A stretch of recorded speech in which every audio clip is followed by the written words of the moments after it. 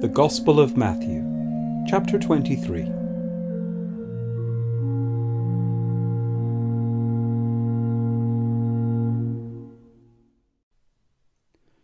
Then Jesus said to the crowds and to his disciples, "The scribes and the Pharisees sit on Moses' seat, so do and observe whatever they tell you, but not the works they do, for they preach but do not practice. They tie up heavy burdens hard to bear and lay them on people's shoulders, but they themselves are not willing to move them with their finger. They do all their deeds to be seen by others, for they make their phylacteries broad and their fringes long, and they love the places of honour at feasts, and the best seats in the synagogues, and greetings in the marketplaces, and being called rabbi by others. But you are not to be called rabbi, for you have one teacher, and you are all brothers.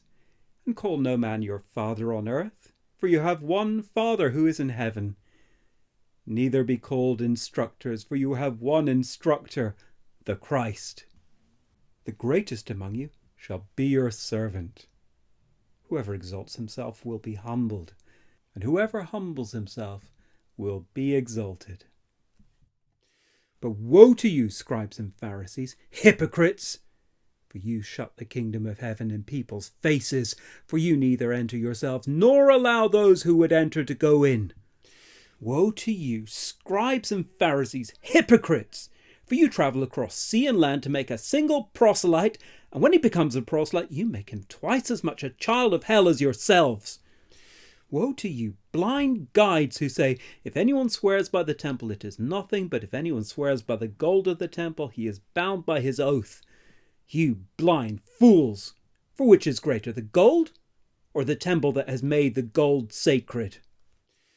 And you say, if anyone swears by the altar, it is nothing, but if anyone swears by the gift that is on the altar, he is bound by his oath.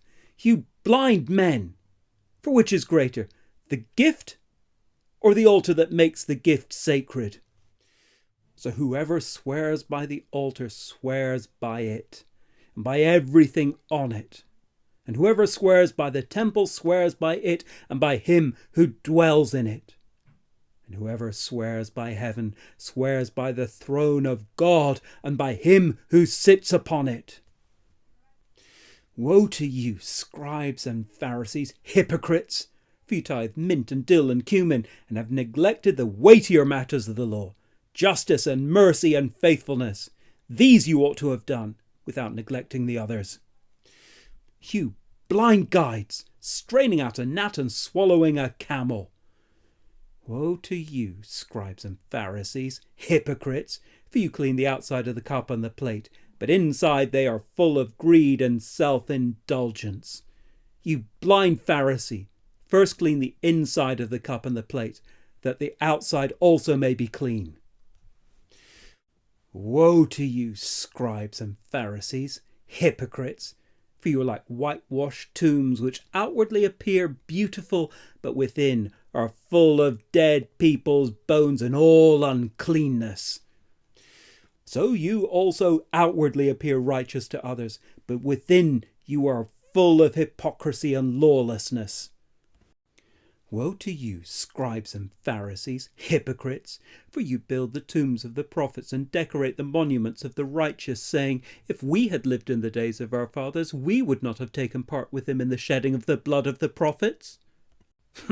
Thus you witness against yourselves, that you are the sons of those who murdered the prophets.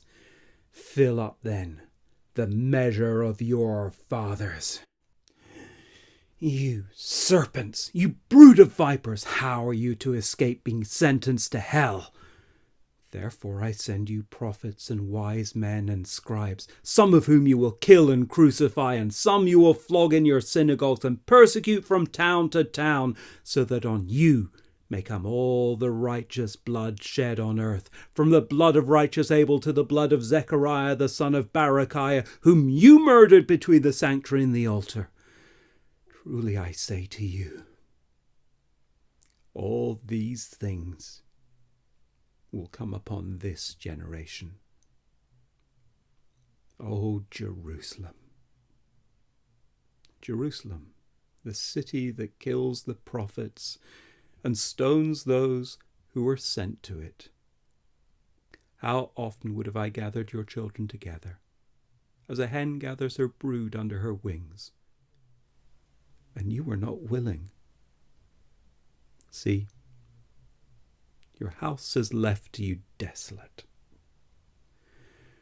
For I tell you, you will not see me again until you say, Blessed is he who comes in the name of the Lord.